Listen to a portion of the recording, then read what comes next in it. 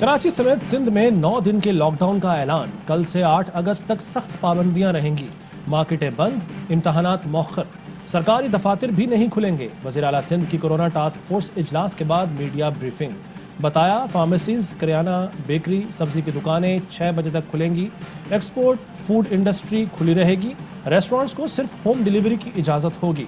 ہدایات دیں گے کہ لاک ڈاؤن کے دوران لوڈ شیڈنگ نہ ہو، بولے اس سے لوگوں کو تکلیف ہوگی لیکن یہ شہر اور صوبے کے لیے ضروری ہے۔ نظام صحت ہماری لاسٹ لائن آف ڈیفنس ہے، اقدامات نہیں کیے تو لاسٹ لائن آف ڈیفنس گر جائے گی۔ لاہور میں کرفیو لگا تو صورتحال بہتر ہوئی تھی، وفاق نے ہر ممکن تعاون کا یقین دلایا ہے۔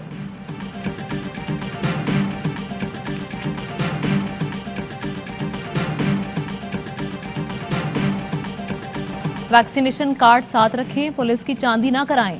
وزیر اعلیٰ سندھ کی شہریوں سے انوکھی درخواست، بولے بہت ضروری کام ہو تو ہی گھر سے نکلیں۔ وزیر اعلیٰ نے خود بھی SOPs کی خلاف ورزی کا اعتراف کیا، بولے میں نے بھی بہت بے احتیاطی کی، ویکسین نہ لگوائی ہوتی تو اب تک متاثر ہو جاتا۔ علماء کی تجویز پر ویکسینیشن سینٹر مسجد اور امام بارگاہوں میں بھی بنائیں گے تاکہ لوگ ویکسین لگوائیں۔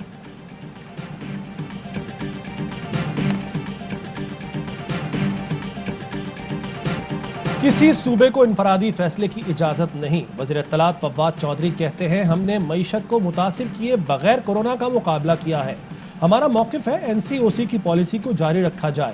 سندھ حکومت کے لاک ڈاؤن کے فیصلے کا بغور جائزہ لے رہے ہیں، وزیر اعظم کی پالیسی بالکل واضح ہے، ہر ایسے اقدام کے خلاف ہوں گے جس سے عام آدمی کی معیشت متاثر ہو۔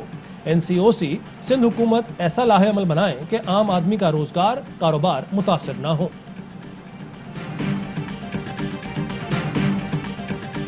لاک ڈاؤن کا فیصلہ واپس لیا جائے، تاجروں کا کاروباری بندشیں ماننے سے انکار، کہا سندھ حکومت ویکسین کے ہدف میں ناکامی کی سزا ہمیں نہ دے، دکاندار SOPs فالو کر رہے ہیں، مزید بھی کریں گے۔ تاجروں نے کراچی کو آفت زدہ قرار دے کر ٹیکس پر چھوٹ اور حکومت سے یوٹیلیٹی بلز کی ذمہ داری اٹھانے کا مطالبہ کر دیا۔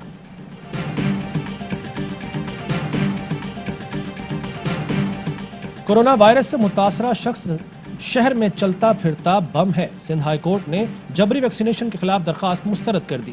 عدالت نے ریمارکس دیے، کورونا کا شکار شخص اپنے ساتھ 200 مزید افراد متاثر کرتا ہے۔ عدالت نے درخواست دینے والے وکیل پر 25,000 روپے جرمانہ عائد کیا۔ درخواست گزار کا موقف تھا حکومت کو شہریوں کی موبائل سمیں بند کرنے سے روکا جائے، جبرن فیصلے عوام پر لاگو نہیں کیے جا سکتے۔ موبائل فون سم کی بندش اور تنخواہیں رک جانے کا خطرہ، عوام ویکسینیشن سینٹر پر ٹوٹ پڑے۔ گزشتہ روز یومیہ ویکسینیشن کا نیا ریکارڈ بن گیا، 8,67,000 افراد نے ویکسین لگوائی۔ ترجمان سندھ حکومت مرتضی وہاب کہتے ہیں اضافہ یہ دکھاتا ہے کہ لوگوں کے لیے موبائل فون سم کتنی اہم ہے۔ عوام سے گزارش ہے کہ باقاعدگی سے ماسک بھی پہنیں۔ نور مقدم قتل کیس، ملزم ظاہر جعفر کا پولیگرافک ٹیسٹ ہو گیا۔ ٹیسٹ سے پہلے ملزم بے ہوش ہونے کا ڈرامہ کرتا رہا۔ ٹیسٹ میں ظاہر جعفر سے 20 سوالوں کے جواب لیے گئے۔ ملزم کے پولیگرافک ٹیسٹ کی رپورٹ اسلام آباد پولیس کو بھجوائی جائے گی۔ لیب میں CCTV فوٹیج کا فورینزک بھی کیا گیا۔ نور مقدم سمیت تمام کیسز کو باریک بینی سے دیکھا جا رہا ہے۔ وزیر اعظم عمران خان ایسے کیسز پر خصوصی توجہ دیتے ہیں۔ وفاقی وزیر برائے انسانی حقوق شیریں مزاری کا قومی اسمبلی میں اظہار خیال، کہا خواتین کے حقوق پر کوئی سمجھوتا نہیں کیا جائے گا، قانون سازی بر وقت ہوگی۔ ماہم قتل کیس کا مرکزی ملزم گرفتار، گورنر سندھ عمران اسماعیل کی کورنگی میں ورثاء سے ملاقات، انصاف کی فراہمی کی یقین دہانی، کہا مرکزی ملزم پکڑا گیا ہے، DNA ٹیسٹ کی رپورٹ کے بعد شناخت ظاہر کریں گے، ذمہ داروں کو کیفر کردار تک پہنچائیں گے۔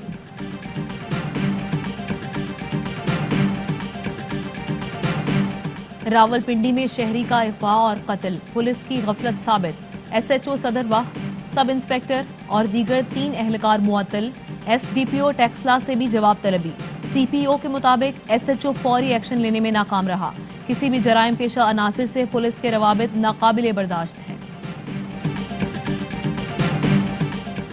یورپی پارلیمنٹ کے 16 ارکان کا یورپین اعلیٰ نمائندے کو خط، کشمیر میں انسانی حقوق کی خلاف ورزیوں پر اظہار تشویش، لکھا 2019 سے مقبوضہ کشمیر میں بدترین لاک ڈاؤن ہے، صحافیوں اور انسانی حقوق کے نمائندوں کو خاص طور پر ٹارگٹ کیا جاتا ہے، وادی میں بدامنی کی صورتحال ہے جس سے دونوں ملکوں کی افواج میں تناؤ بڑھتا ہے۔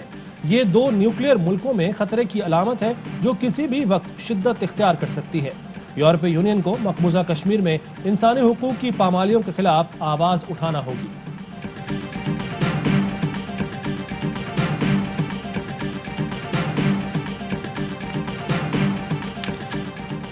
بھارتی ناظم الامور کی دفتر خارجہ طلبی، پاکستان نے آزاد کشمیر انتخابات سے متعلق بھارتی بیانات مسترد کر دیے۔ ترجمان دفتر خارجہ کہتے ہیں مقبوضہ کشمیر سے متعلق پاکستان کا موقف ایک مرتبہ پھر واضح کیا گیا۔ بھارت مقبوضہ وادی میں غیر قانونی قبضے کے حقائق چھپا نہیں سکتا۔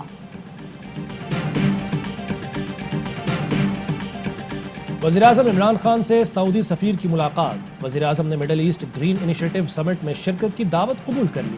سمٹ کا انعقاد اکتوبر میں ہوگا۔ سعودی عرب پاکستان کے کلین گرین پروگرام کی طرز پر مڈل ایسٹ گرین انیشیٹو منصوبہ شروع کر رہا ہے۔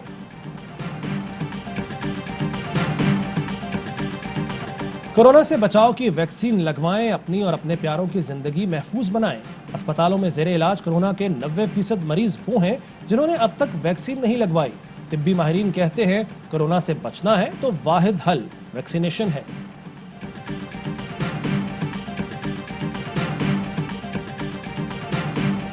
صدر مملکت نے سندھ اور پشاور ہائی کورٹ میں ایڈیشنل ججز کی تعیناتی کی منظوری دے دی۔ سندھ ہائی کورٹ کے لیے جسٹس راشدہ اسد، جسٹس عبد المبین لاکھو، جسٹس ذوالفقار علی سانگھی اور پشاور ہائی کورٹ کے لیے جسٹس صاحبزادہ اسد اللہ، جسٹس نعیم انور، جسٹس وقار احمد کے ناموں کی منظوری دی۔ 2 بوند پاکستان کی خاطر۔ خیبر پختونخوا کے 18 اضلاع میں 5 روزہ انسداد پولیو مہم کا آغاز۔ 37,28,000 بچوں کو پولیو سے بچاؤ کے قطرے پلائے جائیں گے۔ پولیو سے پاک پاکستان کے خواب کو تعبیر ملنے لگی۔ انسداد پولیو مہم میں بڑی کامیابی۔ رواں سال سندھ میں کوئی کیس رپورٹ نہیں ہوا۔ صوبائی وزیر اطلاعات ناصر حسین شاہ کا ٹویٹ، لکھا یہ آصفہ بھٹو کی خصوصی توجہ اور سندھ حکومت کی کوششوں سے ممکن ہوا ہے۔ آصفہ بھٹو کا ہیلتھ ورکرز، پولیو رضاکار اور قانون نافذ کرنے والے اداروں کو سلام۔ کہا امید ہے ہم پولیو سے جلد نجات حاصل کر لیں گے۔ پاکستان اور ویسٹ انڈیز کے درمیان دوسرا T20 کل کھیلا جائے گا۔ کووڈ رپورٹ منفی آنے کے بعد کھلاڑی آج ٹریننگ سیشن میں حصہ لیں گے۔